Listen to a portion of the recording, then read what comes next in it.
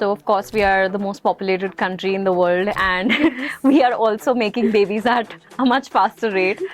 About 60% of fertility issues are actually linked to some kind of a lifestyle factor that can be reversed. Actually, the traditional healthcare system is failing women and couples because, on one hand, you can try on your own, and at best, you can go and see a doctor. Right. But if you've been trying for 6 months and are over 35 years of age, or trying for 12 months and are over 30 years of age, the Right. immediate next step that's given to you is to go for an IVF treatment, which is expensive and, more importantly, like not always needed.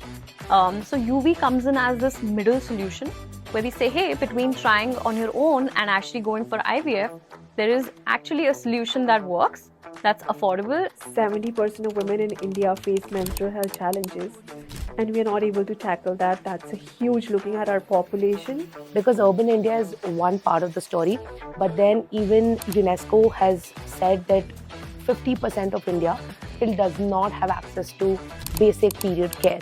And I wouldn't be able to live with myself if I couldn't make a way to reach these people, because they might not be able to afford my product, but at the same time I wanted to reach to them. That is how we started the mission Nari for Nari. Uvi Health is part of something really big now, and since you were acquired by Philips Health last year. Yeah, absolutely. So we're super excited. We found that the team at Philips actually shares this vision with us, which is what led us to become a part of Philips. So Philips itself has a much larger strategy around women's health. Right. It's a vertical in itself that has a 3-pillar approach. UV forms the first pillar, which is preconception. Tell me more about that. How did Saina Nehwal, from customer to become your investor and now face of Naarica? Welcome to the show, ladies. Hi, thanks. Mehak, we'll start with you.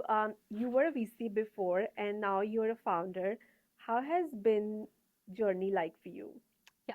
So my journey has been a bit non-traditional. I started off working at a non-profit back in 2013, then went on to study economics and public policy, and then pivoted to impact investing. Worked in the venture capital space for about 3 years. And after doing that, the bug to startup bit me. Wanted to do something of my own, but definitely wanted to do something that has a real tangible impact and something that I can feel excited about waking up to each day. And nothing hits harder than solving a personal problem. So that's what really led me to become a founder. And Shruti, what about you? I have honestly always dreamt of having my own startup. I think ever since I was 15, I kept having these micro startups. So, contrary to Mehak's past, I have also only worked at startups. I was working as a startup operator at early stage startups as well as unicorn stage startups, both in India and abroad. Right. Really made me understand the dynamics and the functionality of running a startup first. And then when I saw, just like her, a problem that you could relate to, that's what I started relating to. I wanted to do one of my own, and I left my life in Paris to come back to India and start this. Amazing. So, Mehak, UV Health was born out of your own PCOS struggles, right? Tell me more about your mission. Yeah. So I've been dealing with PCOS for over 10 years. And much like other women in the country, I was pretty lost and confused, taking birth control pills for over 6 years, not having the right information or knowing how to sustainably manage this condition. It was pretty frustrating.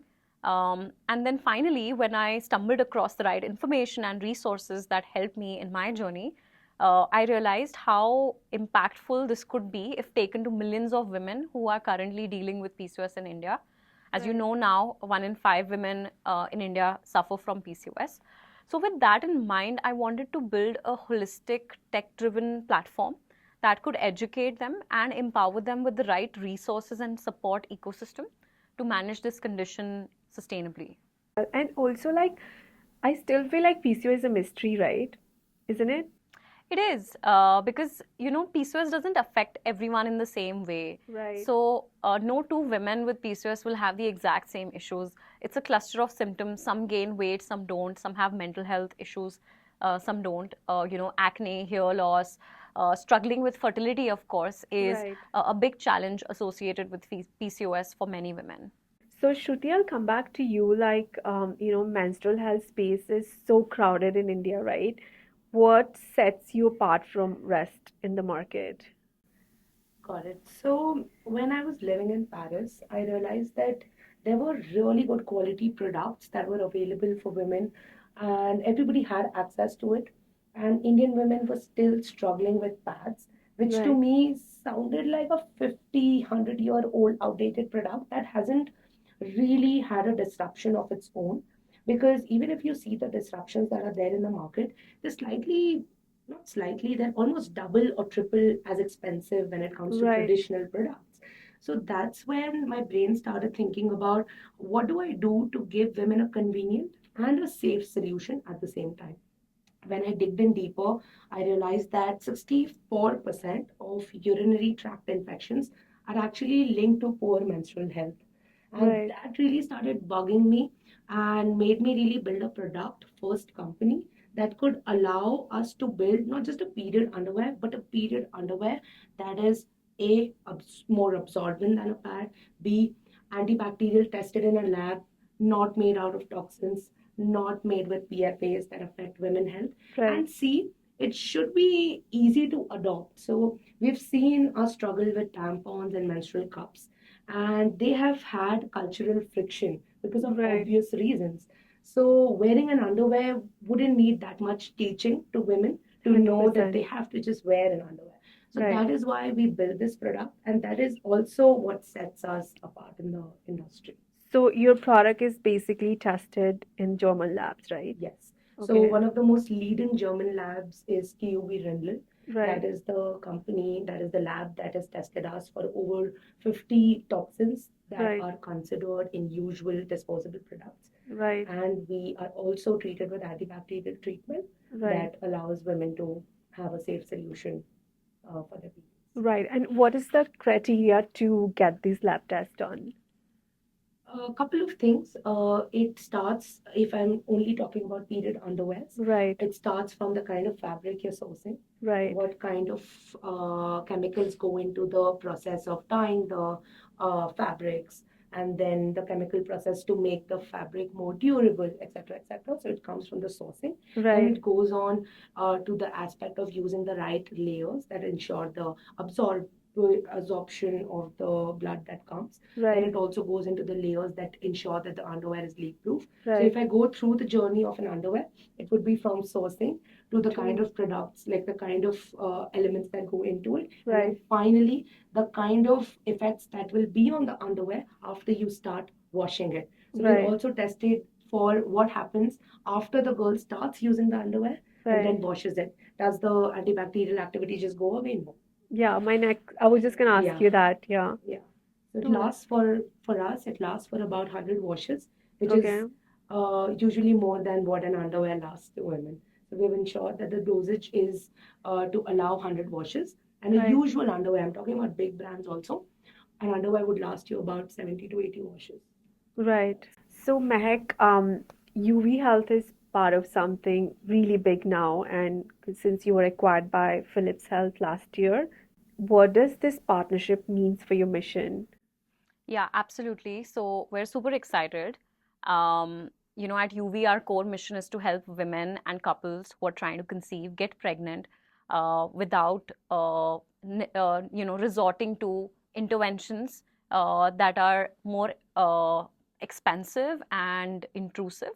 Right. And we found that the team at Philips actually shares this vision with us, which is what led us to become a part of Philips. So Philips itself has a much larger strategy around women's health. Right. It's a vertical in itself that has a three-pillar approach. UV forms the first pillar, which is preconception, which is the stage at which we intervene when a couple is trying to conceive. At this stage, they need a lot of support, right? From what kind of tests to do, what kind of diet to have, to be in the healthy weight, and screen for any underlying health risk or health markers that could lead to eventually a complicated pregnancy or possibly even a miscarriage, or Right. even lead to difficulty in conceiving. So this is the stage of the journey where we come in. Now, once someone conceives, they actually move on to the second pillar, which is pregnancy. So Philips has an app called Pregnancy Plus, which provides pregnancy tracking, health literacy, and community to women. Right. And this product is being used by over 6 million women Wow. globally Amazing. every month. And once they can sort of, deliver a baby, it's the real parenting journey, or the real challenge begins then, right? Right. So Philips talks a lot about sharing the care, or like sort of helping parents become ready for that journey into parenthood, where they have a lot of solutions, right from baby feeding solutions like breast pumps, baby soothers, feeding bottles, all the way to baby monitoring and Right. stepping into this journey with confidence. Yeah. Just to add, like now, with Philips, Yeah. we're looking to sort of scale our solution within preconception in India, and then eventually build something that's global scale. Great. And I think like fertility market is at the peak in India right now. It's massive opportunity to build, right? Yeah. So, but are you still doing PCOS programs or not? Yeah, we do. Our main focus is fertility. When Right. you look at the umbrella of fertility, what you see is women are not able to conceive because they have PCOS, or they have Right. thyroid, or they have excess weight, or they have low AMH. They are often advanced age. They may have a history of recurrent miscarriages. Right. About 60% of fertility issues are actually linked to some kind of a lifestyle factor that can be reversed. And that's 100%. really where we come in. Uh, Actually, the traditional healthcare system is failing women and couples because, on one hand, you can try on your own, and at best, you can go and see a doctor. Right. But if you've been trying for 6 months and are over 35 years of age, or trying for 12 months and are over 30 years of age, the Right. immediate next step that's given to you is to go for an IVF treatment, which Right. is expensive and, more importantly, like not always needed. So UV comes in as this middle solution where we say, hey, between trying on your own and actually going for IVF, there is actually a solution that works, that's affordable, and that's going to prevent you from going through something so invasive and something that could actually hurt your body more than it helps, Right. uh, through our offering. Yeah. So Shruti, like you recently made headlines, and tell me more about that. How did Saina Nehwal from customer to become your investor and now face of Naarica? Sure. I think even us at the team are not completely sure what happened. But yes, I think when you're focused only on building your product, you can seem to not take these things seriously. But we were Right. actually ensuring that we were marketing to the right people also. We were also reaching out to the right people. So I think one of these things led us to speak to Saina. Right. And once we did, in fact, we were so amazed with her humility as well as who she was in terms of what she's achieved. We Right. felt like she's a walking, talking Naarica. We felt like all the community discussions we do, all Right. the ICP, ideal customer profile calls we have, it's exactly for somebody like her. So Right. when we found her, we really wanted to make sure that she gets associated with us. Right. And that conversation, which at least to me, coming from also finance background, felt like I should prepare for like a meeting with an investor or a brand ambassador. But when we went there, we were just chatting along it. Like we Great. sat That's the there, best part, right? yeah, and Yeah. it was so much fun. We spent 2 hours, and our meeting was supposed to be only one. She Right. cancelled her next appointment, and we just kept sitting at her apartment talking about what's happening in the industry, what's happening with the product, what's happening in her life. That just Right. made me realize that when it has to happen, you don't always need an investor, you just need a believer. And because we wanted that for ourselves, the money just came and the investment just happened, and it felt like a breeze. And we are more, in fact, excited about what's to come. Right. And that's going to be a journey that we are really looking forward to. No, and I think I absolutely resonate with that because when you have a meeting that's supposed to be for, let's say, 20 minutes or half an hour, if it goes for more than an hour, you know that, right? You're supposed to be having these conversations. And I had a similar experience with people I worked with and closed deals. It was just like 20-minute meeting and we're talking for 2 hours, and you just like you're so much aligned because you have so much to discuss, right? So how did you reach out to her initially? Like, So I think she got to know about us through social media, thanks Instagram, and I think that really initiated maybe her quest to understand more about our product. right, She might have ordered because, of course, she might have not ordered directly because if we would have seen Saina Nehwal on Shopify, we would have reached out. So I think that would have happened, which is what she told us later. right, But when she reached out, the real conversation started when we started talking on Instagram. It went on to WhatsApp real quick. And we just started talking about, what are you guys up to? And she almost knew most of the things about what we were doing. She right, was already interested in the kind of work that we were doing and the kind of mission we had. Because one part of our journey has been our product, but the second part has also been impact. And I right, think both of them have been something that she is interested in. So one of the things that the conversation starter points that became very apparent was that she was like, Shruti, I wish I had this when I was playing. I was changing pads every 3 hours. And right. that is something she's also mentioned in a couple of interviews that really became the sort of emotional angle to our conversation. So those are the things we were WhatsApping about. And Right. then when we really met, of course, numbers were discussed, the kind of vision we had was discussed. So this is how the reach out and the journey to coming to that meeting, after which things got finalized, happened. No, that's great. And I think like this is a good example we have that power of social media and really using your platform and voice, that impact you can create, plus you can attract right investors, consumers, right? And I think you have proved that. So well done. Thank you. It's so crazy, but people actually think I know her, or I might Yeah, have had an unfair advantage. It's really not the case. Like I don't know how to explain. I really don't come from a sports background for sure. right. So it's really funny how people really discount the fact that a social media can also do wonders for you. And I mean, after literally. Instagram, like LinkedIn is my favorite.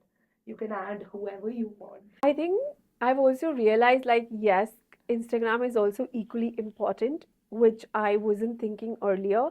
My LinkedIn has been my best source of Yeah. bringing my clients, like closing all the deals, like bringing people for my podcast. I'm just like, yes, Instagram is another tool to connect with different kind of audience, Correct. which could be in little different way, but then of course the message is to, Yeah. connect people with your mission, right? Yeah. And I think if that's what everyone's doing and you need to understand. I think Mac and I had a little chat about that as well, because she was telling me last time that they have actually started doing this Instagram videos, which is great. They I just think it's really like right place, right time. So when we started off as a company, we were very focused on hormonal health. The thesis was, so much happens around pregnancy, and women get so much support from their families, financially, emotionally, that the other aspects of her life cycle, menstruating, menopausal, dealing with different hormonal health issues, disorders, those get overlooked. So when we started off as a brand, the thesis was, hey, we want to actually help women in these underlooked categories. So we started with PCOS. Very soon we found that there's a lot of overlap between PCOS and thyroid. So a lot of women who are coming to our program with thyroid disorders were also seeing results, and they had an overlap of PCOS and thyroid, right, which gave us the confidence to launch the second category, and then weight loss. And then all of these things were actually, they are now the foundation of the fertility program that we run, because along the journey we figured out how to help women with different kinds of right. issues, which ultimately help her conceive more easily. But coming back to your question on how Philips happened, is at that point Philips was specifically looking at entering the India market, starting with a program, or like basically exploring its go-to-market strategy in India with preconception, primarily because they already have a huge brand they have built over the last 4 decades in pregnancy and postpartum. So now there was this global strategy of wanting to build the entire journey of planning a parenthood to becoming a parent. Right. And in fact, we were one of the most downloaded PCOS apps in India. And PCOS is one of the core challenges that women are facing today, impacting their fertility. Right. So that's how we got acquainted. They reached out to us. They wanted to know what we're building. The preliminary conversations were actually very just getting to know each other, or possibility of Philips partnering in one or the other way. But later down the road, as conversations progressed, I think there was a very clear convergence of strategies. We Right. also found that women who were trying to conceive were a more serious audience, and we wanted to chase that audience. And Philips, meanwhile, wanted to get into fertility too. So there was a Yeah. convergence of our missions, and it made sense. Yeah. And I think they've also acquired some of the UK apps, the one you were mentioning earlier, right? Yes. So Yeah. Pregnancy Plus app, Yes. which is one of the biggest digital products now, impacting 6 million monthly active users, Right. globally. That has been also a product that Philips acquired about 7 years ago, and Yeah. has scaled phenomenally since then. I was telling Mehak as well that it was the very first of meetings when they invited me to the Bangalore office because they were like, hey, we're looking to, get into Indian space to understand the PCOS landscape.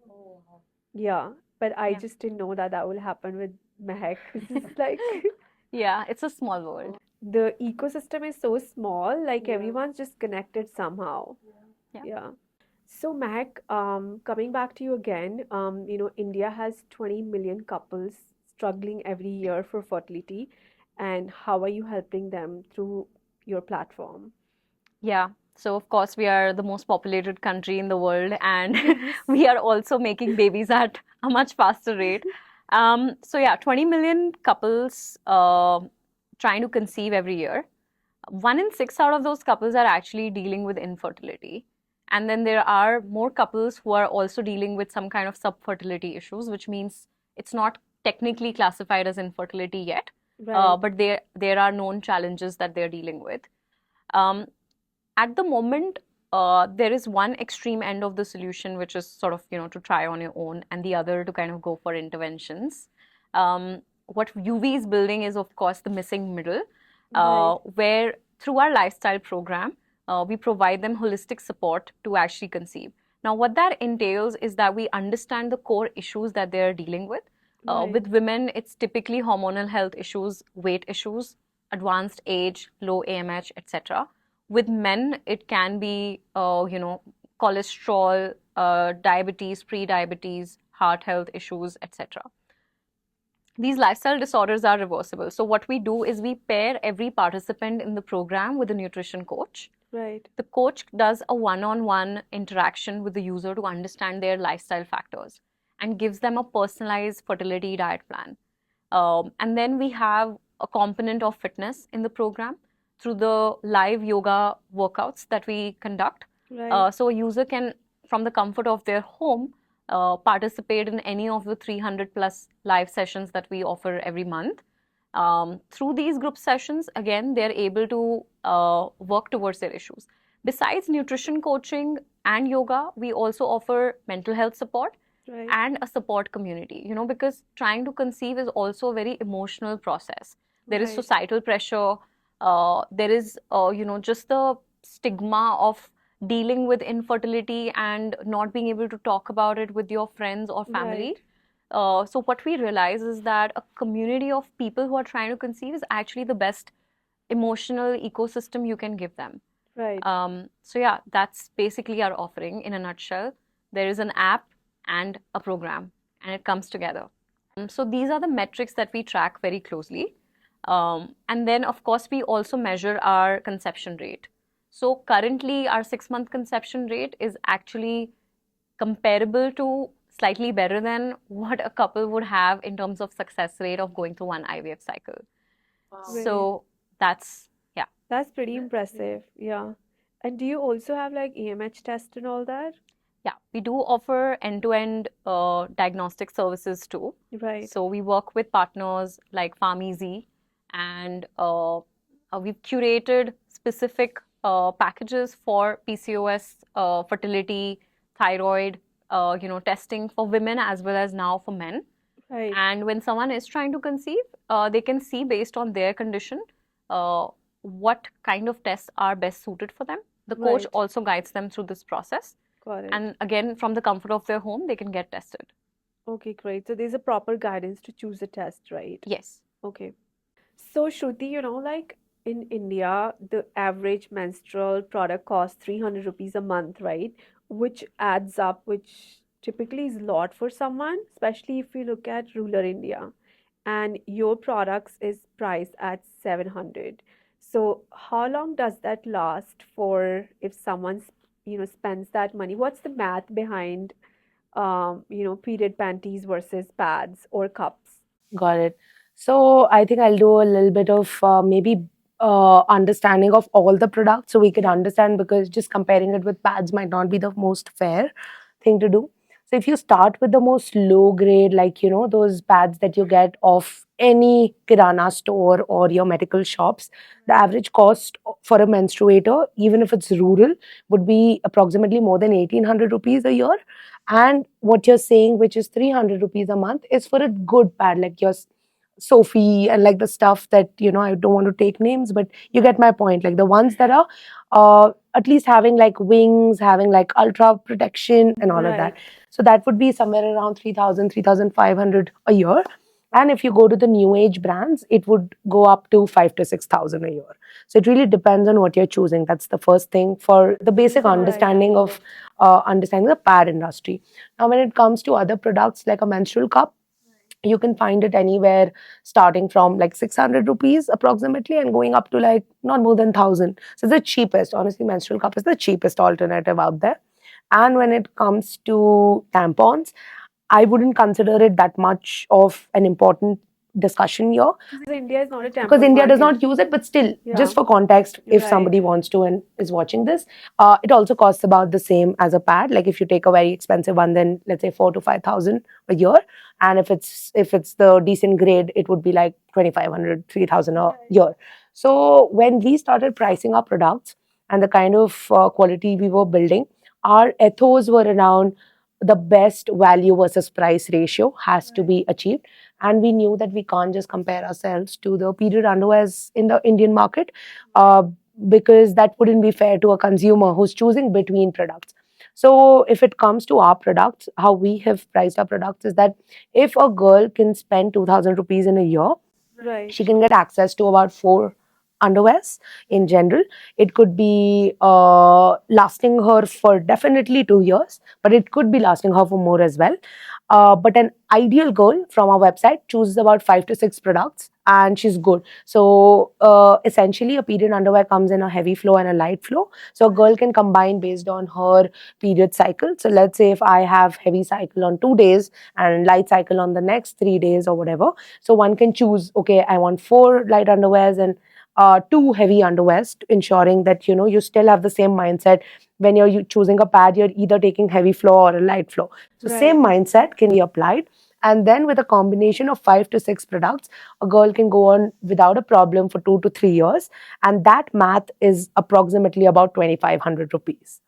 So that is our goal, that it should be as cost efficient as a pad or even better. So that is what the girl math around period care would look like.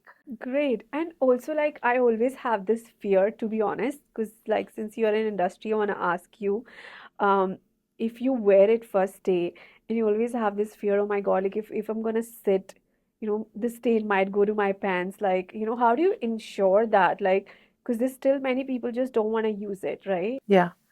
So I think, yes, like you're saying, staining is one of the fears, Yeah. and I don't blame you, because we have had our mothers and our dadis using and telling us, dadi is a bit stretched. Like Yeah, I was mothers just gonna using it, say yeah, that. mothers using it, and they have, of course, to the best of their ability, have Right. only had those options which they can then recommend, right? So we speak to, in fact, a lot of mothers, because we are partnered up with schools, we're partnered up with just generally like Kinax as well, who introduce us to this cohort. So we have realized that definitely staining is one of the concerns, Right. but how we explain it to them is that it's just like a pad, right? If you use it for way too longer than it's supposed to be used, then you would get stained in a pad as well. So the same thing, it's just a mindset switch that, like in a pad, you don't fear the unknown, because like I might know that after 5 hours I'll get stained, but you might be like, oh, I don't get stained even if I use it for 8 hours, and she might say something else. It's just because it's known. We have our limits with it. But if you see any pads ad, it says that, well, for up to 12 hours. Can you see that? Like, Yeah, you would never wear it for you would 12 never hours. wear it. So it's Yeah. the same thing. You can really try to understand what your body feels comfortable in. Right. But as long as you figured it out, it'll not stain, because the logic is the same. Something is absorbing, the next layer is keeping it inside, and the last layer is keeping it leak locked. That's how pads have explained us how they work, but it's just that it's understood. That's exactly how period underwears work. So So how long does that last for? Like 5 hours? it lasts anywhere between 5 hours to 15 hours, depending on your flow and the day. Wow, that's a long. Of course. So honestly, a lot of our light bleeders, which is like on the really starting days of their periods and end days of their periods, when they barely bleed, they use it for up to 24 hours also, because then it becomes a regular underwear with the panty liners on, you know. It's similar to that. It absorbs if the blood comes. If the blood does not come, it's okay. So of course it can go for way longer. Our recommendation is 15 hours, just to ensure that, somebody with a heavy flow is not wearing it for 24 hours, and then, Understand. being like, oh, okay, I am wearing it, but it's staining or something like that. So it's just industry standards to do that. But I personally, of course, I am obsessed with my product, so I wear it every day to test it out to see what happens. But yes, on a period day also, with my flow, it lasts me for 12 hours. So I really cannot comment on somebody else. So that is your first day or like, For me, that's a decent bleeding day. And okay, if I'm bleeding too much, then for me personally, it would last for about 8 to 9 hours. great. So, Mehak, like if you look at fertility landscape in India, right, it's very urban centric. And how do you ensure that affordability element? Because if we look at it, 60% of population in India is tier 2, 3 cities. So there's a big, gap in between. Yeah. Yeah. No, absolutely. So I think, again, it kind of comes back to what are the alternatives people have access to, or what are the means of education that people have access to. So where I really see opportunity first is, the awareness and the education piece, because that's when Right. someone really realizes that there is a real problem. And I think right now there's a good opportunity to build content that can appeal and educate people who are coming from smaller towns and cities who may not be very well versed with English. Right. So vernacular content is a huge opportunity that we're also looking to tap into. Second is the accessibility of a solution itself. So now, also like IVF clinics are mushrooming everywhere in India, where they Right. can't put their entire, full-fledged clinic. They have a hub and spoke model where they will have smaller centers collecting, samples and doing larger processing at the hubs. So what you'll see is, this hub and spoke model of IVF spreading across the country as well. Right. But at the end of it, the hard truth is that these treatments are very expensive, right? Starting at a very minimal 1.5 lakhs, going up to even 2.5, 3 lakhs per cycle. And we know that an average cycle will have between 30 to 40% success rate, which means Right. that on average, a couple who wants to conceive successfully through this will need to go through between 2 to 3 cycles. Now, that's completely out of question for people who are living in peri-urban India. Right. Through our product, which is a digital app that allows you to track your fertility, that allows you to educate yourself, it's actually accessible to anyone. So we can actually reach wide-scale distribution without having to, put physical footprint down to every city and corner of the country. Right. Secondly, like our price point is actually very affordable. So currently our price point starts at 999 rupees a month, which is very affordable for someone who's living in a tier 2, tier 3 city in India. In Right. fact, we do see women coming from very remote parts of the country, living in Jammu, living in Gangtok, and enrolling in our program because they actually do not have any viable, legitimate alternatives where they stay. Right. So we're already seeing that. Of course, unlocking a much bigger part of India would also mean, language unlocks and capability unlocks to a much larger extent. Right. And we consider that when we get to the stage where we feel the program can now expand even more. Yeah. So, Shruti, you have mentioned that on your mission, making India poverty free, which is massive. I love that. And what what are you doing towards that, and what impact have you made so far? Sure. So when I moved back to the country, I went back to my hometown, which is Nasik. It's a two-tier city that's really growing, but at the same time, people really do not have access to, again, the kind of access that is there in the urban parts of the country. And that sort of made me realize that, okay, I'm here to build a product that's great. Everything is great about it. But how Right. many naris can I actually reach? Because urban India is one part of the story, but then even UNESCO has said that 50% of India still does not have access to basic period care. And I wouldn't be able to live with myself if I couldn't make a way to reach these people, because they might not be able to afford my product. But at the same time, I wanted to reach to them. That is how we started the mission Nari for Nari. Nari for Nari is our flagship program where we urge companies to come join us with their CSR missions so that we can take our solutions along with the education and awareness that it takes to understand sustainable menstruation to the Bharat, to the Right. tier 3 and tier 4 cities, where we go and talk to students in government schools, government universities, as well as other tribal communities that organize various meetups, where we go at the ground level. Our trainers go there, educate the women and the young menstruators out there, and give them access to our products. And in this year, just to answer the last part of your question, we managed to work with various companies, and we are very proud to say that we have impacted the lives of 21,000 women already. So this Amazing. year we want to go to 1 lakh, which is pretty ambitious, but we do think we'll get there because of the landscape changing towards really making India poverty free. No, 100%. And even if we look at it, like still we have so many products in the market. Still 70% of women in India face menstrual health challenges, and we are not able to tackle that. That's a huge looking at our population, Correct. right? And I totally love this initiative. I think I have done few talks in like tier 2 part of India, like Punjab in Batinda, and it was like I can't even tell you my experience. Like maybe I'll like some of the girls could resonate with me. And when I was finished with my talk, and they all gathered around me and started telling me their menstrual problems. And I really wish I could help them. And once I came back to Bangalore, like 2 days, I literally isolated myself.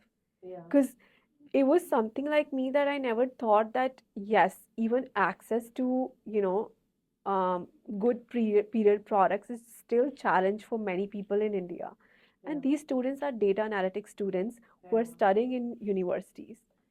They can't Bhatinda is afford. honestly a tier 2 city. If you Yeah, go down to tier 3 and tier 4, I'm you will sure be it's more. surprised to Yes, know they don't yeah, have underwear. So, when government missions as well as NGOs go to them with pads, right, one of my conversations with a lady made me realize she was sitting a bit weirdly, and I was like, what's happening? She was like, you've come here and you've right. spoken to us, and you've given us an underwear. Why she's thankful is that she gets the support, she gets the pads through various initiatives, but she's like, we don't have underwear. I've never worn an underwear. Yeah, And that's that really made me like, I was because they like, don't no. have money. There's another someone told me as well. It's a reality of rural India, right? Yeah.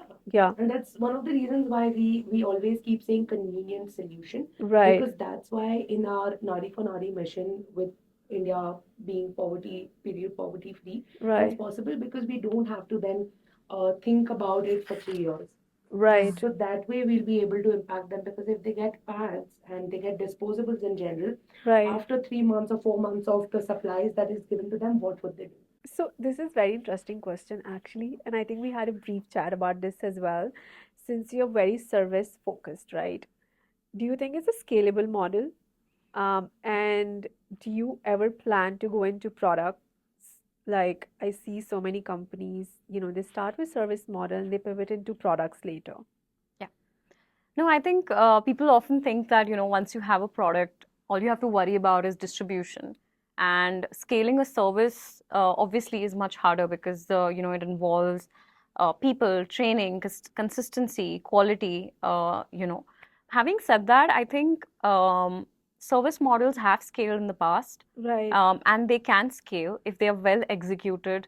There's the right tech enablement added to it, and you actually invest in building the capabilities of the org accordingly. So I do think that service models do have scale potential.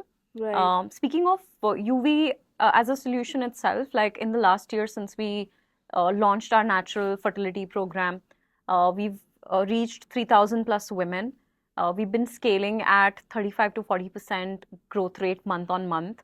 Right. And this year we plan to impact 12 to 15,000 women. So just a service-led solution can scale. But yes, when we think of millions of women, can we take our existing solution and simply linearly scale it to millions?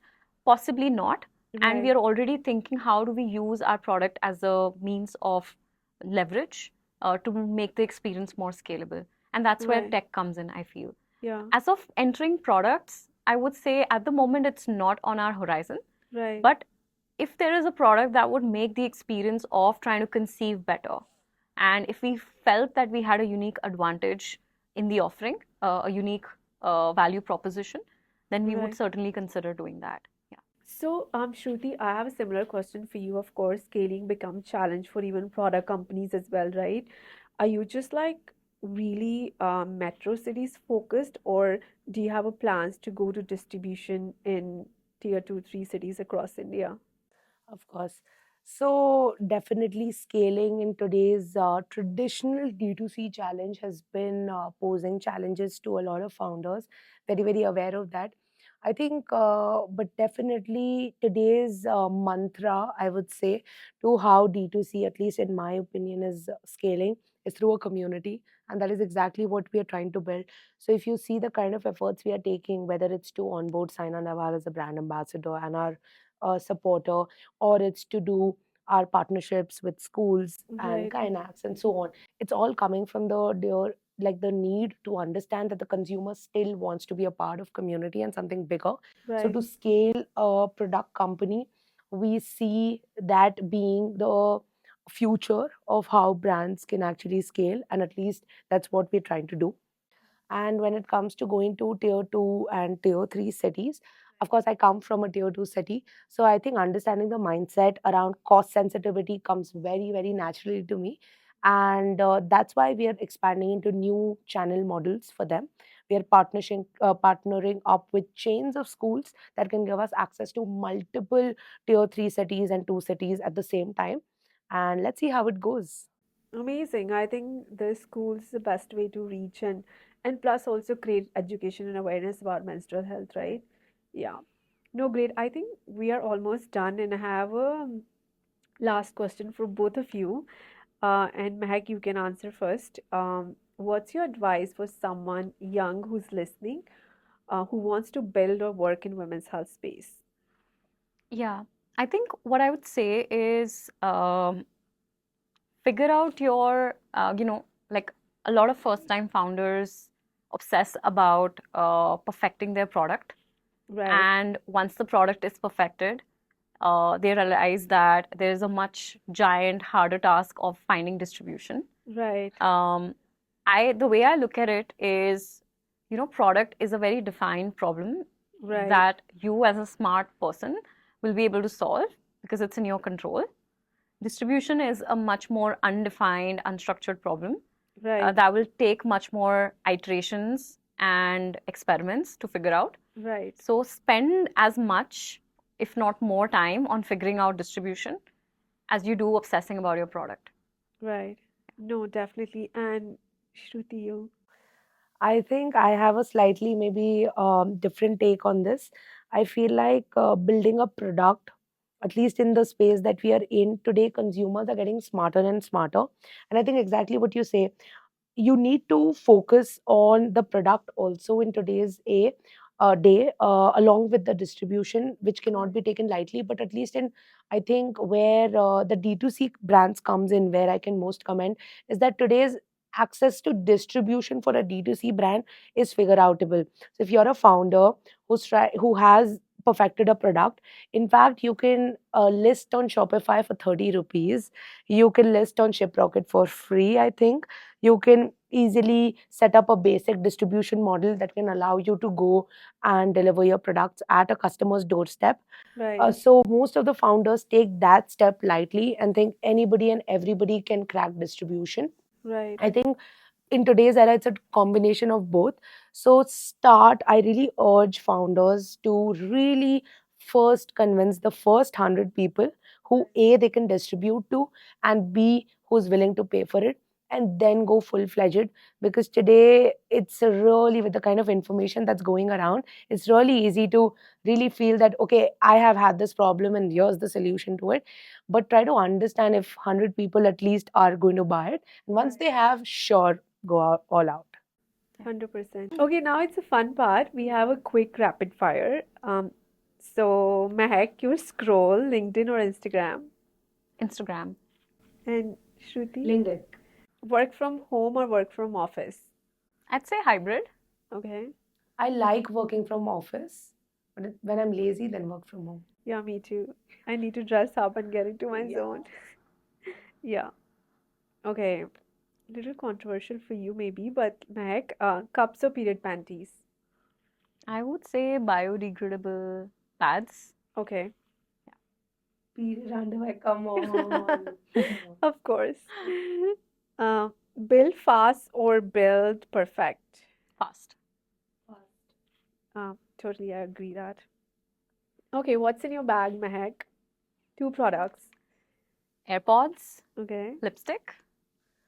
Comb and earphones. Okay, great. I think it was fun. Thank you so much for joining me. I really appreciate that. I really enjoy talking to both of you. And I'm so glad we all of us could meet. And I think you both are meeting first time. So, Yes. yeah, Pretty sure we'll stay in touch. Yeah, absolutely. Thanks for 100%. having us. No worries. Thank you so much. Thank you. Thank